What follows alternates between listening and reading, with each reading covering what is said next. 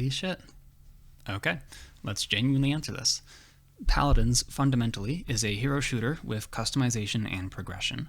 Hero shooters are good because they strike a balance between casual and competitive. The systems that let you do crazy combos and customization are the same systems that introduce an insane level of depth to the game. For Paladins, those systems are talents, loadouts, and items. The biggest thing that I want to see is a refinement of these systems. Free talents is good, but I have a real issue with the design of some of these talents. There's multiple talents that are flat out boring or fundamentally unfun if they're strong. Same with loadout cards. The system is great, but so many cards are weak or poorly designed, it makes the system look bad when there's no loadout variety, when it's the execution of the system that's at fault. Items are controversial, but the point of an item store is to affect gameplay. An item store should give players ways to adjust how they play the game, while having the option to build into other options without being hard penalized for that choice. The way you make this work is with strong essential items, cauterized wrecker, resilience, viable mid-tier options, and then multiple cheap filler options. It's the same design as anything that has things compete. You have the S-tier meta, the things that fill out the meta, and the things that are playable. What makes this work is how you balance it. By having the essential items cost not be cheap, you can make it so you can purchase one essential item round 1 and maybe some filler.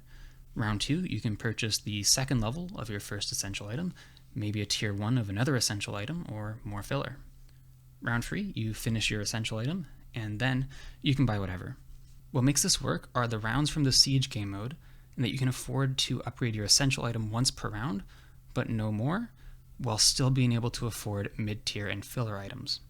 Please keep in mind that any changes to the item store will introduce new problems, and that the current problems are purely numbers problems, not conceptual problems. To this day, I have not heard a valid argument against strong red items.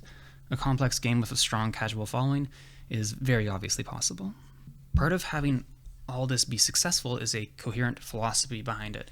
Paladins has had several dev teams over its lifespan, which has caused several issues we're all aware of. Hello, Obi64. This issue is likely already resolved, with Evil Mojo being its own studio, but it's worth bringing up.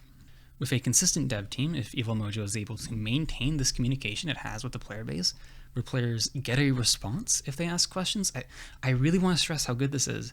The competition in this genre is Valve and Blizzard. You can potentially count Riot in there, but a lot of players around this genre seem to hate the game they play.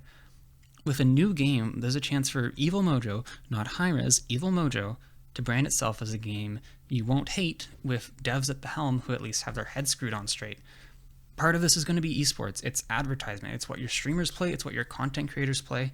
And Paladins is one of the most interesting, intricate, and easy to get into FPS esports.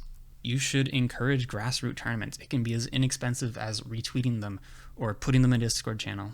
Take an esports scene slow, but take it. And if you're going to get competitive players and returning players invested, we need to cut a large part of the game's content. Paladins 2 would have several years worth of playtesting data from which you can iterate on, and I don't need to stress the importance of iteration to game developers. Quality over quantity here. Removing unpopular content was one of the biggest strengths of Overwatch 2. God, get me out of this double shield! Oh, we don't have to play this next week. Thank fucking God. I'm specifically talking about certain maps and champions. This needs to happen for the game to succeed. Aim assist will need to be lowered. This is not arguable for the sake of competitive integrity. Top play and parts and pieces will score massive brownie points with the community. I don't know how feasible parts and pieces is. More customizable custom games would be nice, as well as persistent lobbies, and a ping system would make one man very happy.